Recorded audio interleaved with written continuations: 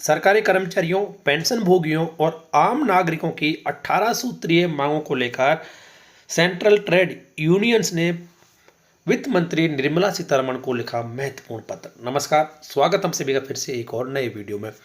दोस्तों, साल 2024 खत्म होने वाला है, साल 2025 शुरू होने वाला है और इस साल के दौरान सरकार के द्वारा बजट 2025 भी प्रस्तुत किया जाने वाला है। तो इसी को लेकर सेंट्रल ट्रेड यूनियन ने एक बड़ा कदम उठाया है। कर्मचारियों, पेंशन भोगियों के साथ साथ एक आम नागरिक की 18 सूत्रीय मांगों को लेकर 27 दिसंबर 2024 को माननीय वित्त मंत्री जी श्रीमती निर्मला सीतारमण को एक पत्र लिखा है। कौन कौन सी ये 18 सूत्रीय मांगों को इसमें उठाया गया है, इनके बारे में पूरी जानकारी आपको इस वीडियो में दी जाएगी।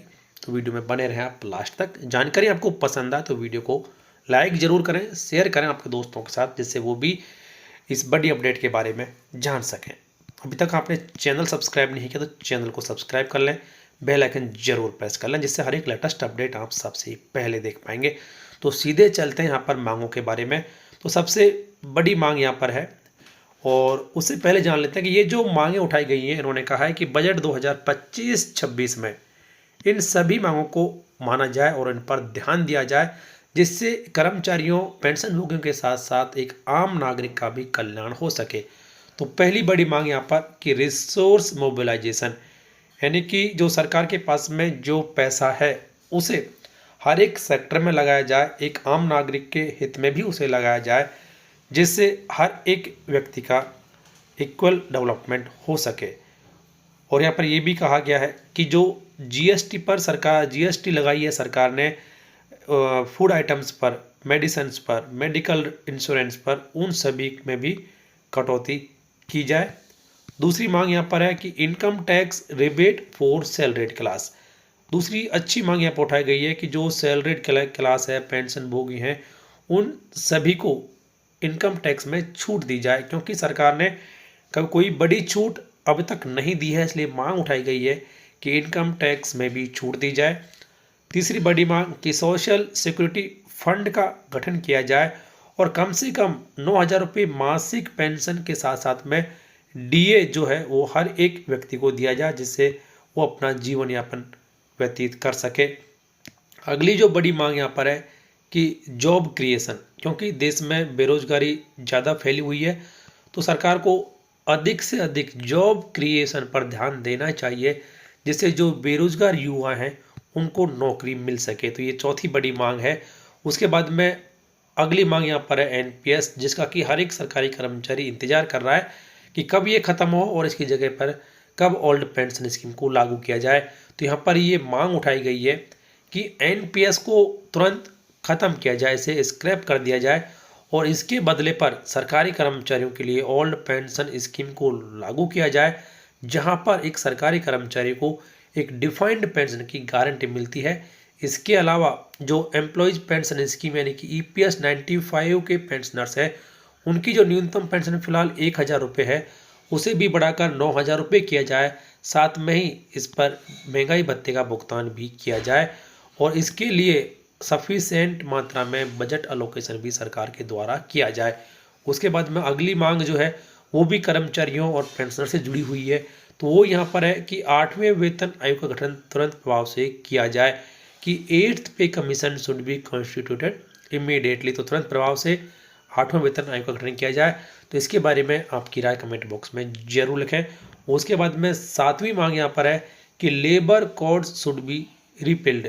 जो सरकार के द्वारा 4 नए लेबर कोड जिनको लागू किया गया है, उन्हें वापस लिया जाए और उन्हें रिपील्ड कर दिया जाए। तो ये भी एक बड़ी मांग उठाई गई है। उसके बाद में 8वीं मांग यहाँ पर है कि जो पीएसयूज हैं, गवर्नमेंट सेक्टर जो हैं, ये पीएसयूज में उनमें निजीकरण को रोका जाए, कि privatisation of PSUs and government sector must be stopped. जो पीएसयूज हैं, पब्लिक सेक्टर अंडरटेकिंग्स, और सरकारी क्षेत्रों में जो निजीकरण किया जा रहा है उसे भी तुरंत प्रभाव से रोका जाए। ये भी काफ़ी अच्छी मांग यहाँ पर उठाई गई है। और 9वीं जो मांग है कि लूट and plunder of public sector banks and public exchequer and privatisation of insurance sector should be stopped. तो ये भी मांग उठाई गई है। आज 10वीं मांग यहाँ पर है कि on the same ground product Transaction Linked Incentive Scheme PLI, Capital Investment Incentive Schemes CAPEX investment must be discontinued, and they are in actual operational system contributing nothing to national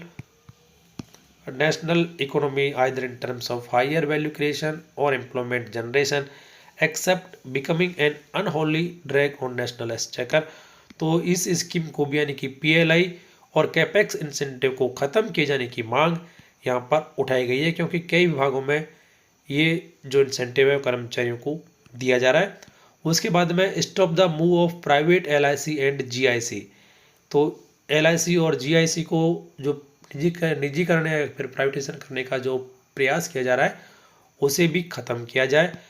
और 12वीं मांग यहाँ पर है कि सोशल सेक्टर में भी जो प्राइवेटाइजेशन सरकार के द्वारा किया जा रहा है उसे भी रोका जाए।